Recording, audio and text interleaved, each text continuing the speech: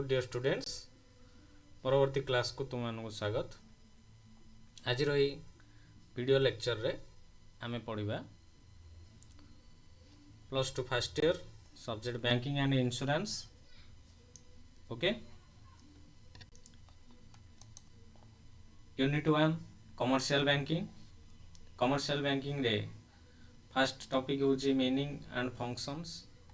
Last class रे हम पढ़िथिले मीनिंग एंड फंक्शंस। आज हम पढ़िबा types of commercial bank. Okay, तो टाइप्स ऑफ कमर्शियल बैंक चलो आरंभ करिया पूर्व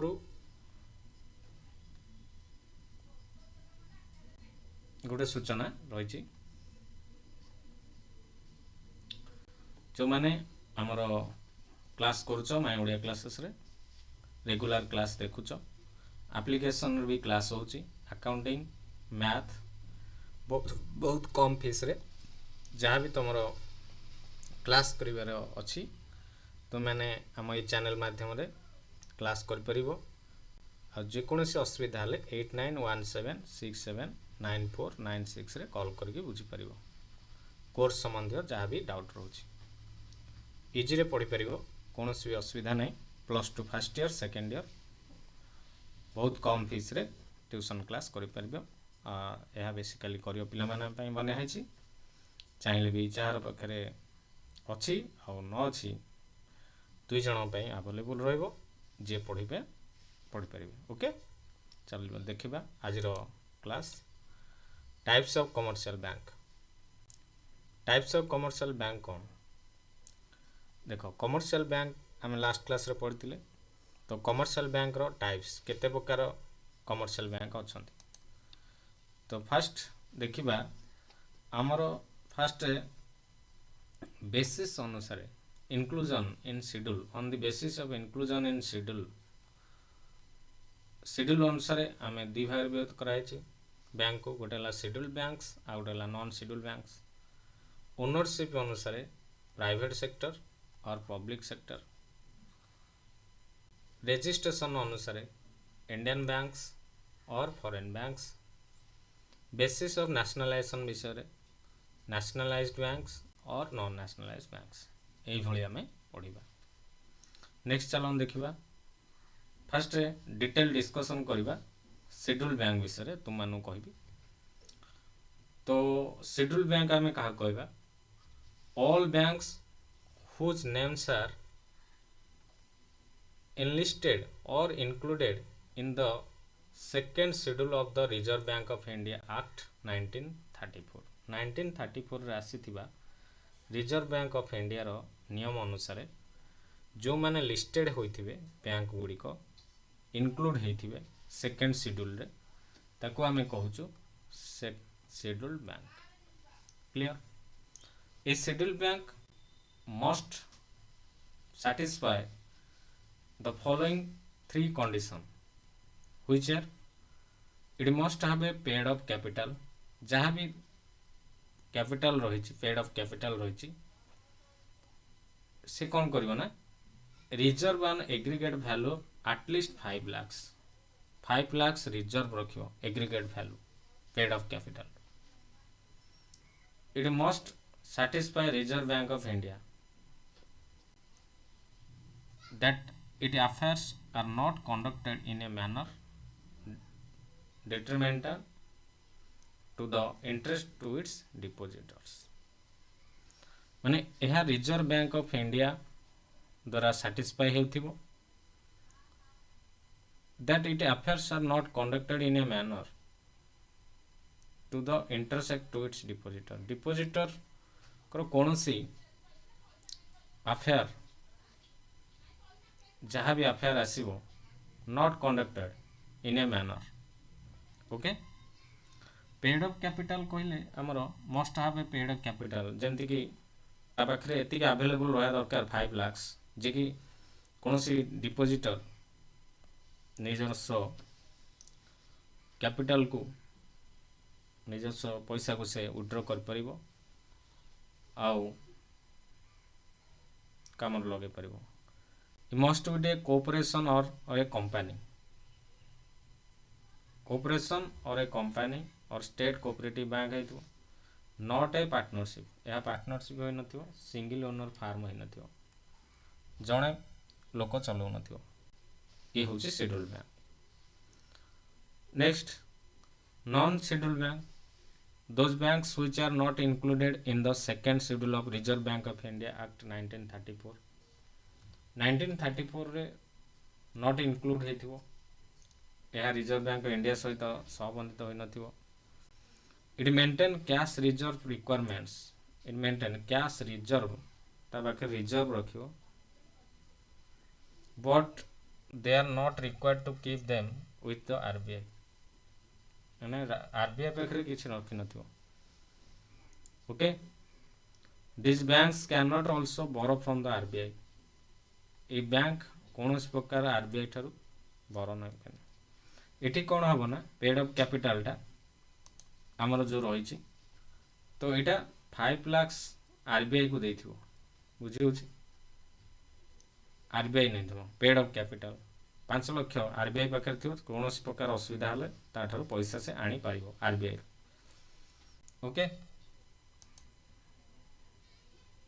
नॉन शेड्यूल रे कोन हला ना कोनोसी प्रकार बोरो माने banks can not also borrow from the RBI RBI रो कोनोसी प्रकार बोरो करि परिबो नाही केतळे बोरो करि परिबो दे अप्रोच करि परिबे दियंतु बोली RBI under abnormal circumstances like shortage of fund shortage समय रे से कोन करि पारे अप्रोच करि परिबे आरबीआई को जे हमको ए एबनॉर्मल सर्कमस्टेंसेस जो परिस्थिति आसीबो सेइथरु हमको मुक्त करंतु आ पैसा किछि दियंतु से अनुसार से देई परिबो किंतु बोरो करि परिबोनी डायरेक्ट बोरो आनि परिबो नाही ओके कोनस प्रकार शॉर्टेज हेले से आनि परिबो किंतु शेड्यूल बैंक माने जेतळे चाहे सेतळे बोरो करके आरबीआई रु पैसा आनि परिबे ओके एटा अछि schedule bank non schedule bank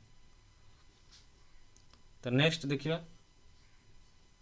public sector bank ownership अनुसार public sector banks are banks which are own manage and control by government total fully manage करते पब्लिक सेक्टर बैंक को गवर्नमेंट द्वारा मैनेज करा जाए first 1955 रे imperial bank of India 1 जुलाई एटा जेतो नेशनलाइज हे गला तापरे रिनेम हे गला स्टेट बैंक ऑफ इंडिया एटा fully government state bank of India यार state bank of Mysore state bank of Karnataka Andy विभिन्न प्रकार स्टेट बैंक ग्रुप अछंती ए ग्रुप रो बैंक गुडा नै कि टोटल कोहा गला स्टेट बैंक ऑफ इंडिया 1969 रे 14 bank other larger bank are nationalise हेतिले जातीयकरण होइतिले 1980 रे 6 मोर बैंक 80 रे मध्य 6टा बैंक आहुरी नेशनलाइज हेतिले total 25 banks now public sector माने government bank New Bank of India later merge Punjab National Bank मन रखिबो न्यू बैंक ऑफ इंडिया टा पछरे पंजाब नेशनल बैंक सहित मिसी गला सबंत हो गला तो नेक्स्ट देखिबा private sector bank Private sector banks are the banks which are established, managed and controlled by the private parties. Private party द्वारा एटा control होइथे. Private sector banks started their operation after the issuance of license by the RBI from 1994 to 1995. Private sector banks started their operation after the issuance of license RBI. RBI द्वारा licence प्राप्त होइथिबे आ से माने आगु तांगर business पढेबे private sector bank रो केते गुडे एग्जांपल अछि ICICI bank HDFC bank LTD ID bank LTD एवडी कहउछन private sector bank okay next Indian banks okay banks which are incorporated in India India रे सृष्टि हेथिबे हेड ऑफिस थिबो इंडिया रे दैट को कहबा हमें नेशनल बैंक्स और Indian banks banks which are incorporated in India and have their head office in India are known as national banks और Indian banks Indian banks may have their branches abroad. ଏ ମଧ୍ୟ branches ରହିଛି. The major part of the banking business in India is in hands of Indian banks. Major part of the banking business in India. Okay. Banking business India ro major part ta is in hands on the Indian banks. Okay. Next, foreign banks. Banks which have been incorporated in foreign country and they have their head office outside India. Okay. Foreign country रे एटा establish हेइथो प्रतिष्ठा हेइथो incorporated हेइथो किंतु तार India रे operational branch रहिथो head office रहिथो foreign रे किंतु operational branch रहिबो इंडिया रे तो एटा कहंदी फॉरेन बैंक्स. फॉरेन बैंक्स गुडा कोन ना फॉरेन बैंक्स गुडा कहला ABN AMRO banks Abu Dhabi commercial banks Bank of America Bank of International Indonesia आहुर केते सारा बैंक अछि म तुमको चारिटा एग्जांपल दैछि. ओके एगुडा कहूछि फॉरेन बैंक्स माने साधारणतः ट्रेड पई व्यवहार होंदी गोटे देशर वाणिज्य आ गोटे देशर वाणिज्य सहित. ओके फॉरेन बैंक्स गुडा को पैसा कारोबार करथांदी सुविधा हेता. चलो देखिबा nationalized bank when banks owned and managed by the private entity and taken over by government. माने प्राइवेट एंटिटी रे मैनेज होथिबो तापरे ताकू टेकन करथिबो गवर्नमेंट 50% हो 20% शेयर हो जे भी शेयर करथिबो and its control and managed they are called nationalised bank. ताकू कंट्रोल करिवे मैनेज करिवे. आगुर कहिछि Imperial bank of India first nationalise हेतिले 1995 रे 14 टा बैंक 1969 आस्थिला 6 मोर 1980 आ 2003 रे गुटे नेशनलाइज हेतिला. Non nationalised banks which are established, controlled and managed by private parties or entities but are controlled and regulated by RBI. Private party द्वारा किंतु but are controlled and regulated by the RBI are called non-nationalized or private sector banks.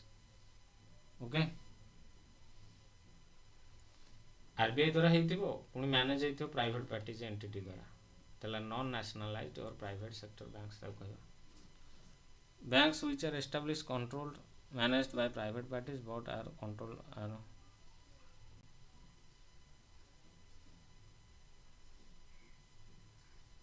okay.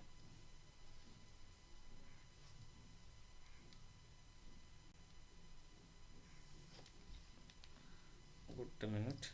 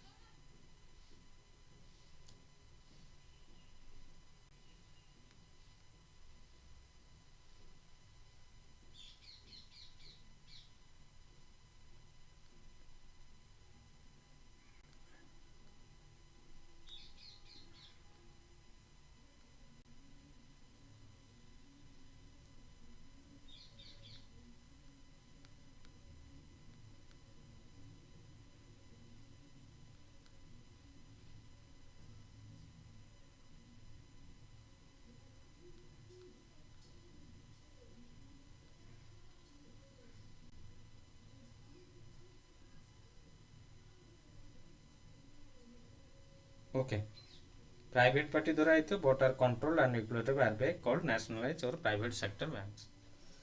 तो एगुडा थिला nationalized non nationalized bank. तो एभଳି भाबरे RBI द्वारा एटा non nationalise हो किंतु nationalise टा गवर्नमेंट द्वारा हो एतिक होची फरक. तो मैं आशा करूची समस्ते भलो भाबे याकू बुझिथिबे आ सांग मानु टिके शेयर कर देबे. जदी वीडियोटी भल लागिची चैनल को सब्सक्राइब करके जिबे आ बेल नोटिफिकेशन को ऑन रखिए जेबे भी मो क्लास प्रोवाइड करबी दिने छाड़ी दिने गोटे दिन छाड़ी मो गोटे दिन तुमको प्रोवाइड करि देबी एई क्लास गुडा को. आ जो माने हमर एप्लीकेशन रे क्लास करिया चाहिबे ମିନିମମ୍ ଫିସ୍ ଦେଇକି ବହୁତ କମ୍ ଫିସ୍ରେ ପଢ଼ାଉଛି। ଚାହିଁବେ ଯଦି ପଢ଼ିପାରିବେ, କୌଣସି ପ୍ରକାର ବାଧା ଆସିବ ନାହିଁ। ଆଜି ପାଇଁ ଏତିକି ରହୁଛି। ଧନ୍ୟବାଦ। ପରବର୍ତ୍ତୀ ଦେଖା ହେବ।